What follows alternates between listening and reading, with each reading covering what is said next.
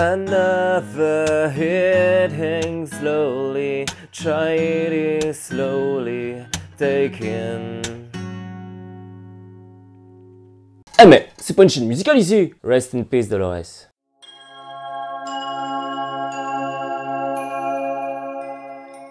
Salut les golfiteurs! Nouvelle vidéo aujourd'hui pour vous aider à choisir votre balle de golf. Parce que je pense que beaucoup de golfeurs doivent être perdus dans la multitude de choix qui s'offrent à eux. Alors commençons par le début. C'est quoi une balle de golf? Mon précieux! C'est un objet sphérique plein, pesant aux alentours de 45 grammes et ayant un diamètre au minimum de 42,67 mm, disposant entre 300 et 500 alvéoles à sa surface. Hashtag info inutile! Elle est l'objet quotidien de mépris et d'injures de tous les golfeurs qui se respectent à travers le monde. Vous avez déjà sûrement entendu parler de couches ou de pièces, qu'une balle est 2 pièces ou 3 couches. Du mot compression aussi, qu'une balle est plus ou moins compressée. Mais qu'est-ce que ça veut dire concrètement? T'aimerais savoir, hein? Alors lâche un pouce bleu et je te donnerai la réponse. Vas-y, j'attends, dépêche-toi, j'ai pas que ça à faire. Encore une fois, il y a beaucoup d'idées reçues sur cette... Pardon. Il va falloir qu'on en parle parce que ça commence à bien faire. On va commencer par parler de la compression. Quand on parle de compression sur une balle de golf, on parle plus précisément de la compression du noyau. Vous devez savoir que quand on tape un coup de golf, la balle se déforme légèrement pour reprendre sa forme initiale ensuite. Du coup, si tu préfères, ça réagit un peu comme un ressort. La compression des balles de golf varie entre 30 et 120. 30 étant une balle très peu compressée et 120 une balle très compressée. Et si on suit la logique des compressions de balles, un joueur ayant une vitesse de swing assez faible devrait jouer une balle à faible compression. Et à contrario, si un joueur frappe très fort la balle, il devrait jouer une balle à haute compression pour profiter de ses avantages. Bah en fait non. Plus maintenant. Ça c'était dans les années 80-90 quand toutes les balles avaient une couche externe à peu près identique. À l'époque, la compression avait donc réellement un sens, puisque les fabricants n'avaient pas encore réellement travaillé sur les couches externes de la balle. À l'époque, il n'y avait que 2 types de couches différentes pour les balles. Alors pour se différencier du copain d'un côté, il fallait bien un argument de vente. Et ce qui m'emmène au point suivant, les couches sur une balle de golf.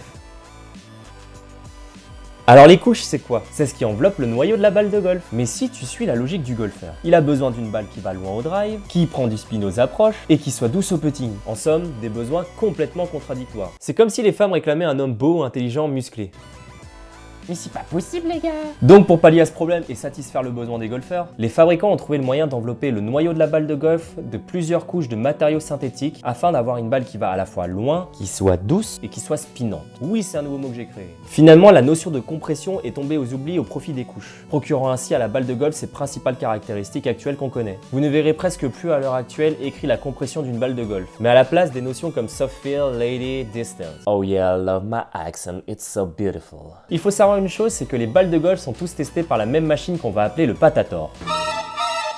Best montage ever, bro. Ouais, bon, Patator, je trouvais ça sympa, quoi. Le Patator, c'est un peu comme le juge des balles. Toutes les balles du marché ont été tapées par le Patator. Enfin, pas toutes les balles que vous achetez en magasin, hein. Elles ont pas toutes été tapées une par la machine, quoi. Il est con, lui. Au bout du Patator, il y a une ligne à ne pas franchir. Sinon, ta balle est pas homologuée, tout simplement. T'imagines bien que les millions qu'investissent les marques dans la recherche et développement, ça doit pas être très compliqué pour eux d'arriver à la limite de la ligne. Du coup, si une balle fait 50 cm de plus qu'une autre balle, elle pourra prendre l'appellation distance. C'est con, hein, mais c'est comme ça. Les marques restent très floues dessus, hein, et c'est compréhensible. On est sur un marché qui pèse plusieurs milliards, autant pas trop se mouiller, hein. Bon, après tout ce que je vous ai dit, on va peut-être commencer à parler de comment choisir sa balle de golf. C'est vrai qu'aujourd'hui, on est inondé par l'offre que proposent les marques. Il y a tellement de marques de balles et de gammes que je peux comprendre qu'on puisse être perdu. D'autant que les balles peuvent varier de 1 € à 10 € pièce. 10 € m'amène pour une balle de golf. Oui, bonsoir, est-ce que je pourrais avoir 2 grecs, s'il vous plaît? Je vais placer les golfeurs en 3 catégories. Les débutants, franchement, vous cassez pas les pieds pour le moment sur ça. Tant que vous n'aurez pas un contact de balle régulier, vous ne sentirez aucune différence entre une balle de qualité et une balle médiocre. D'autant plus que vous allez en perdre tellement au début, t'as le seum mec, hein, que ça serait franchement un investissement inutile. Prenez la moins chère. Après, t'as le golfeur qui commence à progresser, qui commence à avoir des contacts un peu plus réguliers et qui commence à se poser des questions sur les balles et le matos en général. Commencez par des balles de pièces pas trop chères, style DX2 de chez Wilson, Burner de chez TaylorMade, Super Soft de chez Callaway. Vous allez commencer à sentir la différence, je pense. On tourne entre 25 et 30 € la douzaine, c'est encore raisonnable. Après, pour les confirmer, j'ai pas vraiment de conseils à vous donner, vous avez déjà essayé toutes les balles du marché et vous avez déjà sûrement trouvé votre balle coup de cœur. Perso, moi j'ai une préférence pour les DX3 Urethane de chez Wilson et les AD333 Tour de chez Srixon, qui sont, je trouve, des balles très bien en rapport qualité-prix. Bon,